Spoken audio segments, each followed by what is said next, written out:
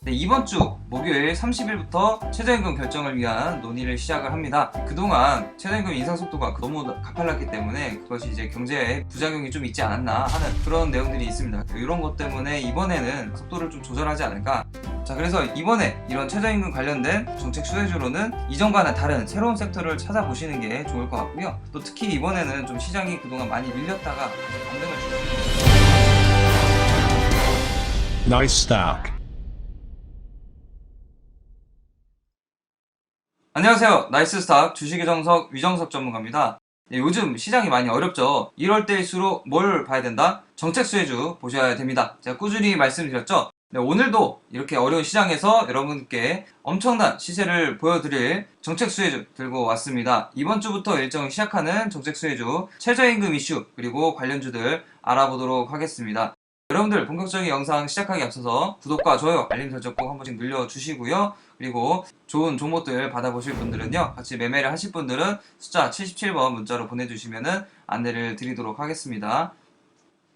네, 기사 보면서 이제 본격적으로 이슈 한번 알아보도록 하겠습니다. 네, 이번 주 목요일 30일부터 첫 전원회의를 시작으로 해서 최저임금위원회가 최저임금 결정을 위한 논의를 시작을 합니다. 내용을 보시면요, 제목은 이렇습니다. 이제 세계일보에서 나온 뉴스고요. 이번 주 최저임금 속도 조절론 윤곽 드러날까? 이런 제목으로 뉴스 나왔습니다. 보시면은 이번 주부터 내년도 최저임금 심의가 본격화한다. 지난 24일 새로운 공익위원 8명이 속됨에 따라 30일 이번 주 목요일입니다. 30일 전원회의를 갖고 새 위원장을 선출하고 2020년에 적용할 최저임금 결정을 위한 심의에 착수한다. 밑에는 이제 관련된 8명의 공익위원들 관련된 이제 내용들입니다.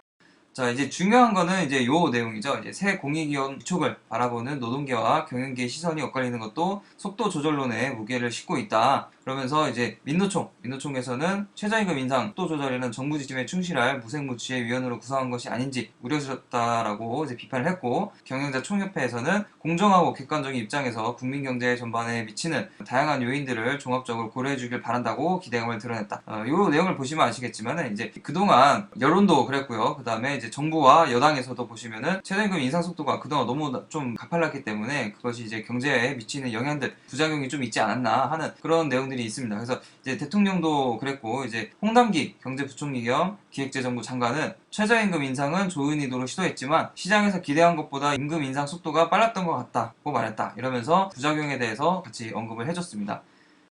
네, 또 오늘 나온 기사를 보시면은 최저임금 속도 조절 3%만 올려도 문 정부에서 33% 인상, 이런 내용 나면서 또 한번 이런 여론의 분위기가 기사로 이제 나오는 이런 내용도 있었습니다. 지금까지 이제 33% 정도 올렸던 내용이 너무 급격한 게 아니냐. 그래서 1분기 같은 경우에 이제 GDP도 마이너스가 나고 이런 이제 경제에 있었던 조금 부정적인 영향들, 이런 것 때문에 이번에는 그런 속도 조절을 조금 이제 늦추지 않을까, 속도를 좀 조절하지 않을까, 이런 분위기가 정부 여당에서도 이제 감지가 되고 있습니다.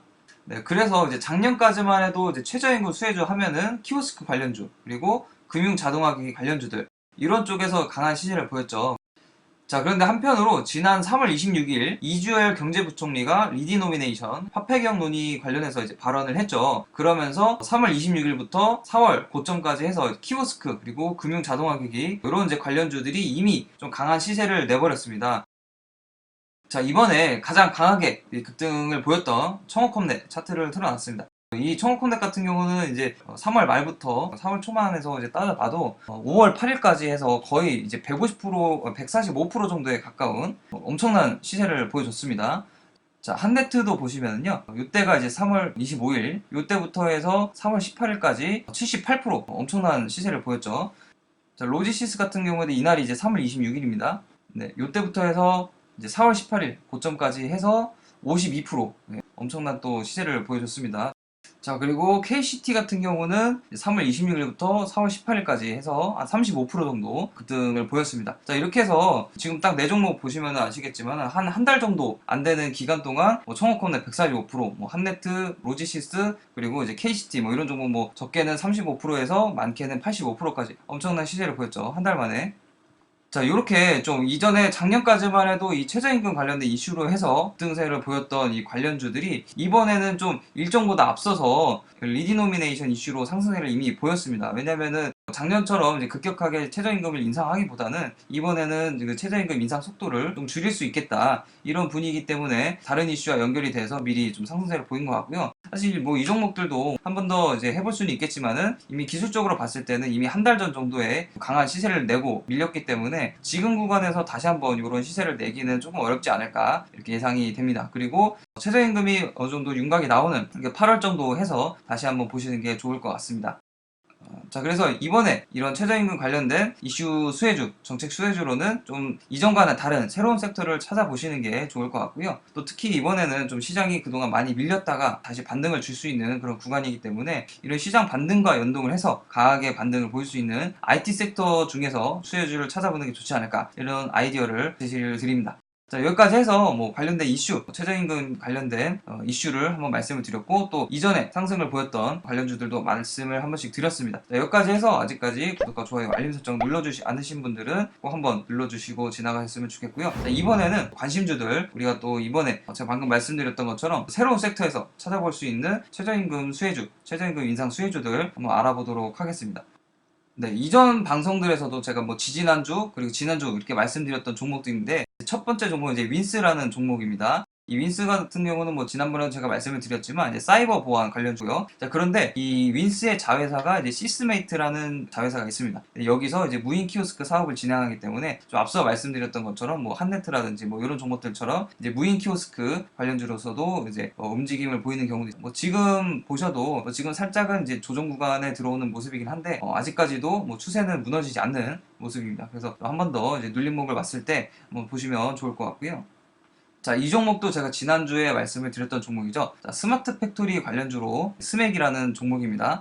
자, 이 종목도 뭐 아직까지 지난주 금요일에 한번 이제 고가 슈팅 한번 나오고 지금 조정 구간인데 아직까지 뭐 흐름이 나쁘진 않습니다. 주봉이나 이제 월봉 말씀을 드렸는데 아직까지 뭐 추세 괜찮고요. 지난 방송에서 말씀드리고서 이제 며칠 안 됐기 때문에 뭐 흐름이 뭐 크게 변하진 않았어요. 아직까지 또 보셔도 괜찮을 그런 종목들입니다.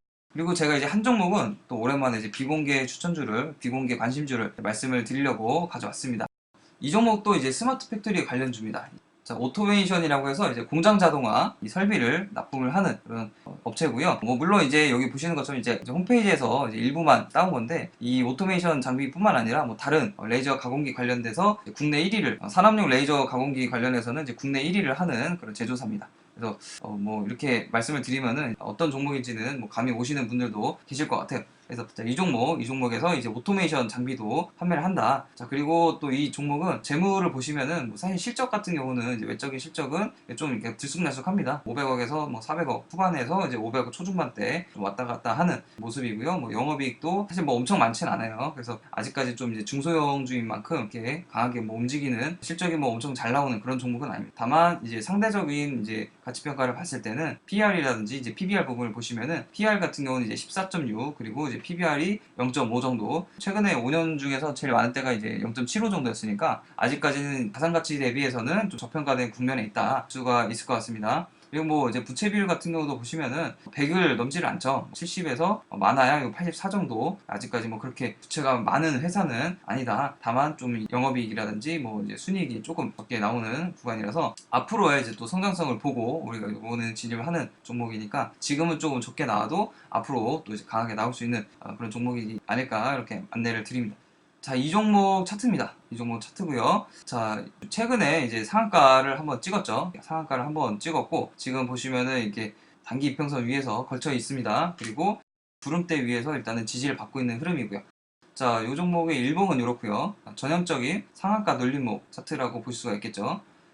자, 그리고 뭐 주봉상으로도 봐도 이제 구름대 위에서 지지를 해주는 모습이 나오고 있고요. 월봉상으로도 바닥권에서 서서히 좀 추세를 상방으로 돌리려고 하는, 머리를 들고 있는 그런 모습입니다. 그래서 이렇게까지 해서 차트는 이제 보시면 좋을 것 같습니다. 차트도 뭐 좀 가격적으로 부담스럽지 않은 구간에 있죠.